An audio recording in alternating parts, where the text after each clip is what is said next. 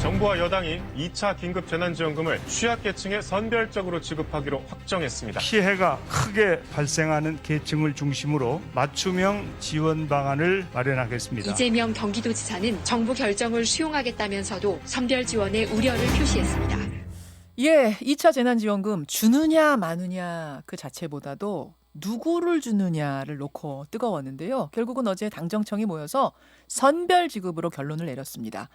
규모는 한 7조 원 가량이 될 거고요. 전부 국채 발행을 통해서 조달을 한다는 계획입니다. 그런데 이 결정 과정에서 당내 이견이 있었죠. 유력 대선 주자 두 사람의 의견도 갈렸는데 이재명 경기도지사는 전 국민에게 지급할 것을 강력하게 주장을 했고 이낙연 대표는 선별 지급을 주장을 했습니다.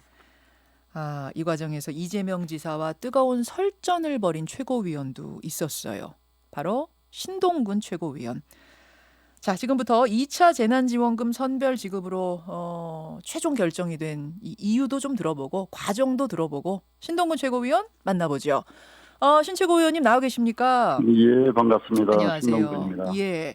선별 지급이냐 아니면 온 국민 지급이냐 이게 논란이 있었는데 결국은 선별 지급이라고 할 수 있는 맞춤형 지급 이렇게 결정이 됐네요.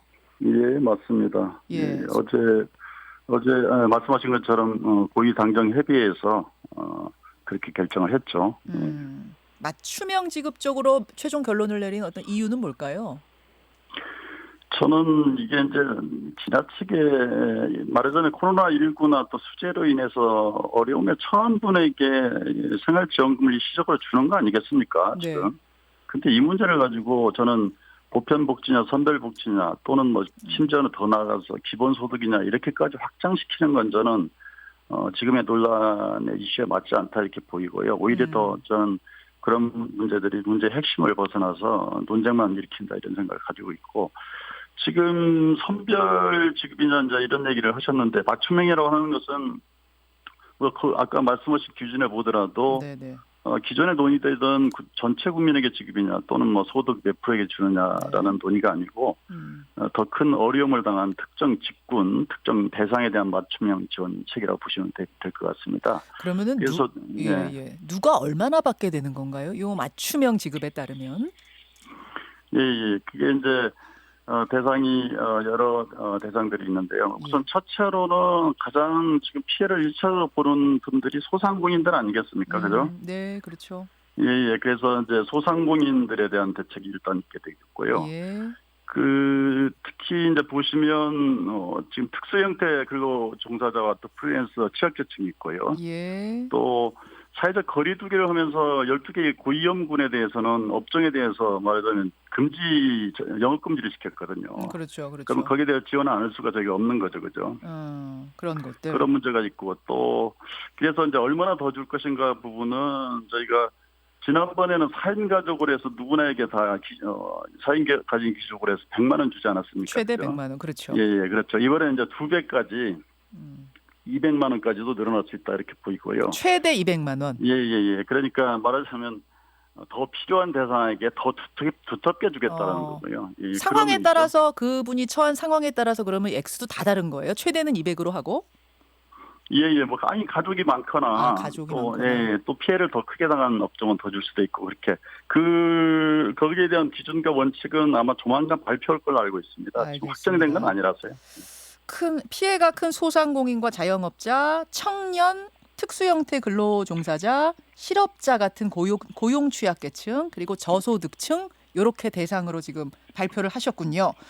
네, 1차적으로 그렇고 이제 기존에 우리가 저소득층도 말하자면 혜택을 받았잖아요. 그런데 이제 기존 정부 지원에서 받지 못했던 혜택들이 있어요. 예를 들어 돌봄 수요라든지 아동 학생들 그리고 또 비대면 활동이 요즘 좀 많아지고 있다 보니까 통신비가 증가되잖아요. 그래서 통신비 지원 등이라든지 이런 맞춤형의 긴급 재난 지원 패키지를 추진하기로 한 걸로 알고 있습니다. 그 자영업자와 소상공인에 대한 지원은 어떤 식으로 하는가 봤더니 매출을 기준으로 선별을 하는 걸로 되어 있네요. 매출. 근데 매출이 정확하게 안 접히는 경우가 있어서 형평성 문제가 제기되거나 하진 않을까요? 물론 그럴 소지도 저는 없잖아 있다고 봅니다만은 그래도 매출 중심으로 선별하는 것이 소득을 파악하는 것보다는 훨씬 더 용이하고 또 적시성이 있기 때문에 아마 그렇게 하는 걸로 알고 있습니다. 이게 가려내는데 시간이 꽤 들지 않겠느냐. 요런 우려들이 제일 많았는데 어떻게 보세요?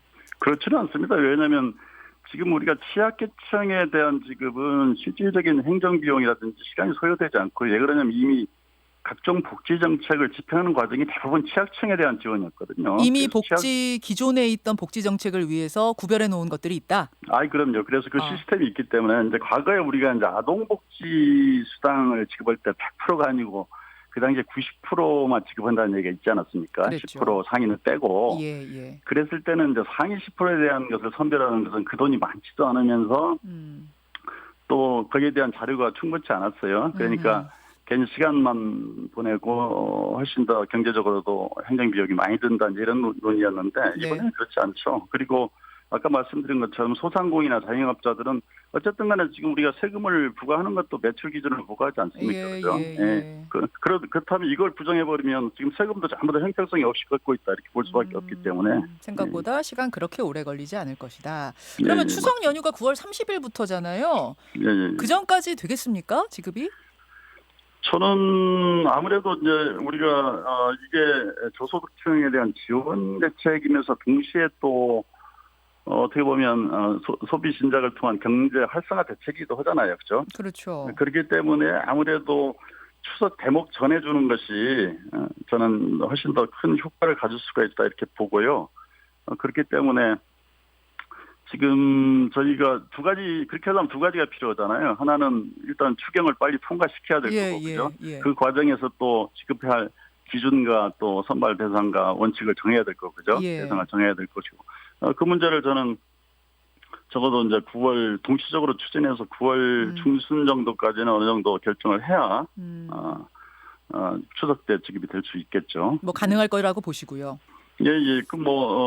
저희가 정부 당국에도 그게 가능하도록 하겠다, 또 가능하도록 해야 된다고 봅니다. 알겠습니다. 자, 이렇게 여러분 어제 정해진 것의 대략의 모습들 지금 파악을 하셨는데, 근데 이제 국민 전체에게 줘야 된다라는 주장이 당내에서도 있었어요. 대표적인 인물이 바로 이재명 경기도지사.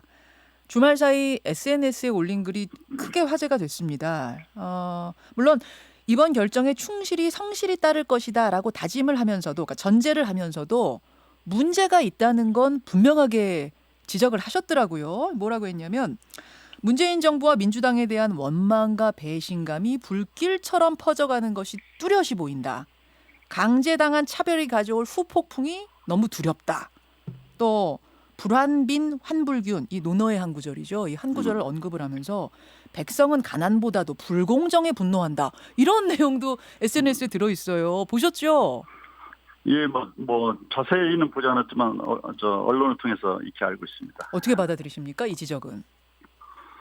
물론 이제 그 나름대로의 보편적으로 다 주는 거에 대한 장점이 또 나름대로 있죠. 없는 건 아니죠. 그러나 저는 이런 주장은 좀 가벼운 게 아닌가.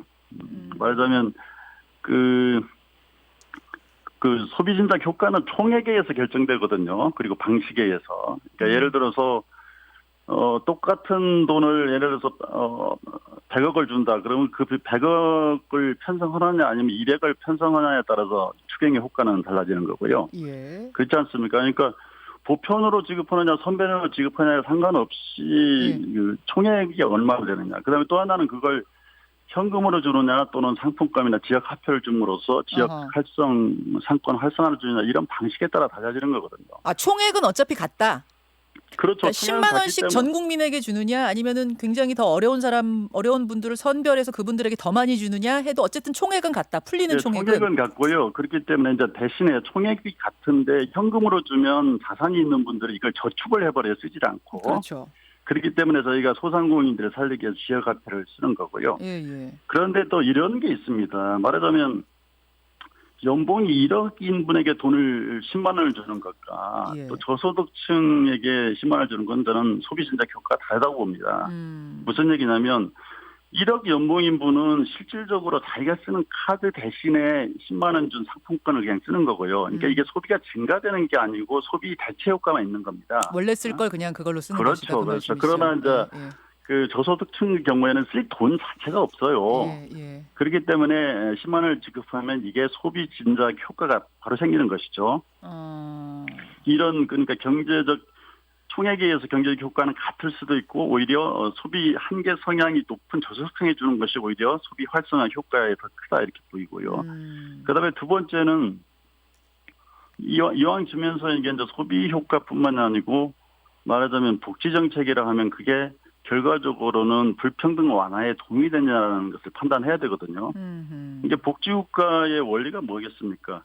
자산이 많고 소득이 많은 사람은 누진적으로 세금을 더 많이 내는 거고요. 네. 그리고 혜택은 저소득층에게 더 줌으로써 사회 안전망과 불평등을 완화시키는 원리거든요. 그죠? 예, 예. 그러니까 그 이재명 지사께서 말씀하시는 것처럼 이렇게 고소득층에게 저 같은 사람 저처럼 국회의원처럼 뭐 안정적으로 돈을 받는 사람이라든지 대기업을 다니는 사람이라든지 예, 고위공직자라든지 이런 사람들한테 돈을 주지 않는다고 강제적 차별이라고 얘기하면 차별이라는 건 보통 우리가 약자를 소외시키는 데 쓰는 게 차별이거든요. 어허. 그리고 또 하나는 저는 기계적으로 균등하게 주는 것이 저는 공정도 아니고 저는 정의도 아니라고 봅니다. 오히려 이게 결과적으로는 예. 가진 자의 논리가 될 수가 있습니다. 오히려 불평등을 강화시킬 수가 있죠. 가진 자의 논리가 될 수 있다고 오히려. 그럼요. 당연하죠. 왜냐하면 저소득층에게 더 많은 혜택을 가야 될 그 고소득층이 가져가는 거 아닙니까? 그러니까 균등이나 예를 들어서 우리가 조금 더 벗어난 논리입니다만은 예. 우리가 지금 우리나라 지금 복지 체계도 그렇고 세계 복지 체계도 마찬가지입니다만은 무상교육이라든지 무상급식 또는 아동수당처럼 보편적으로 누구나에게 다 주는 그런 정책도 있고요. 네네. 또 저소득층에게만 주는 정책도 있잖아요. 그죠? 있죠. 그렇죠. 그 노인수당 같은 경우에도 상위 30% 안 주거든요. 근데 그걸 가지고 차별이라고 얘기하는 국민은 아무도 없습니다. 기계적 균등이 공정은 아니다. 지금 그 말씀하셨어요. 그렇죠. 저는 오히려 이재명 지사께서 기본소득의 모든 것을 정책적 관심이 있으시다 보니까 이게 그러니까 기본소득이라 하면 자산과 소득에 상관없이 일시적이 아니고 지속적으로 누구에게나 충분하게 계속적으로 지원하는 돈이고요. 예. 재난지원금이라 하면 재난을 당한 국민들에게 일시적으로 지급하는 생활지원금이거든요. 그런데 이번에는 재난지원금 아니냐 지금 그 말씀하신 그렇죠. 거예요. 그런데 이걸 자꾸 이걸 구분을 잘 안 타보니까 예. 자꾸 논쟁이 좀 알겠습니다. 이상한 대로 번지고 있다. 근데 이렇습니다. 이재명 지사는 그런 말씀하셨더라고요. 그러니까 50% 안에 드는 사람과 50.1%에 들어서 그걸 못 받는 사람 간의 그 불공정, 그 어떤 박탈감, 요거에 대한 지적인 것 같던데요. 그건 저는 뭐 할 수 있는 얘기인데 저는 그건 뭐 그냥 논리적 표현이라고 보고 왜냐하면 아까 제가 말씀드린 것처럼 복지국가의 원리 시스템은 더 내는 사람이 있고 더 받는 사람이 있고 이렇게 돼 있다는 거죠. 선별지급이. 그 자체를 부정해버리면 그러나 이제 예를 들어서 이런 어떤 형태의 부분도 예를 들어서 그러면 저소득층에게 그 어떤 돈을 지급한다. 그럼 그 저소득층을 어떻게 판별하느냐에 따라서는 이 사람이 1% 걸 수도 있고 0.1% 안 걸 수도 있는 거죠. 알겠습니다. 70% 선으로 하면 70.1%가 그런 손해 또 억울해할 것이고 어쩔 수 없는 거다 그 말씀이시죠? 그건 오히려 그런 데서 우리가 사각지대가 많이 생긴다면 그 사각지대를 없애야 되는 것이고요. 알겠습니다. 그러나 사각지대에 고소득자가 사각지대는 아니죠. 그나저나 신최거 의원님, 이제 이 문제 놓고 이재명 지사하고 뜨거운 설전을 주고받으셨는데 철학으로 보나 정책으로 보나 납득이 안 가는데 왜 지사님 미련을 못 버리십니까? 참 딱하다 그러셨어요. 그래 이미 끝난 게임이다. 이재명 지사한테 그렇게 쓰셨어요. 그랬더니 이재명 지사가 국민 생존의 문제다. 이건 게임 아닙니다. 좀 진지해 주세요. 이렇게 요청을. 그래서 제가 어제 페이스북에 진지하라고 충고하시니 진지하겠습니다. 그러나 보편적으로 지급한다고 해서 더 진지하다고 볼 하등의 이유는 없습니다. 제가 그렇게 했었고요. 그러니까 이렇게 하다 보니까 근데 저는 그게 게임이라기 본다보다는 예를 들어서 우리가 하나의 정당이 국민 정책과 관련해서 어떤 대안과 관련해서 충분히 논의할 수 있지 않겠습니까? 그럼요. 저는 오히려 다양한 의견 개진이 필요하고 또 브레인스토밍이 있는 게 저는 자연스러운 현상이라고 보고요. 다만 이제 그게 결정되고 나면 일단 따르는 것이 올바른 당인의 자세 아니겠습니까? 그죠? 네. 그리고 실제로 또 지사께서도 정부 결정에 따르겠다고 어제 입장을 표명하셨잖아요. 예, 그래서 저는 뭐 잘하신 거라고 보고요. 알겠습니다. 그런데 이제 아무래도 이게 예. 내년 대선이 있다 보니까 좀 또 대선 주자들께서 갈등이 생길 수 있는 소지가 있긴 합니다만 최고위원으로서 저보다 신중하게 잘 조율하겠습니다. 아니 대권 경쟁이 이미 시작됐다 막 이런 얘기들이 여기저기서 나와요. 아이고, 예. 그런 분위기가 좀 감지가 됩니까 이번 건으로? 뭐 일부는 그렇긴 합니다만은 뭐 당내는 아직 그렇지는 않습니다. 알겠습니다. 여기까지 설명 듣죠. 고맙습니다. 예, 감사합니다. 더불어민주당 신동근 최고위원이었습니다. 김현정의 뉴스쇼는 청취자 여러분의 참여로 이루어집니다. 트위터, 페이스북, 레인보우 게시판, 그리고 단문 50원, 장문 100원의 유료 문자 샵 1212, 우물정 1212 통해 참여하실 수 있습니다. 김현정의 뉴스쇼, 여러분과 함께 만듭니다.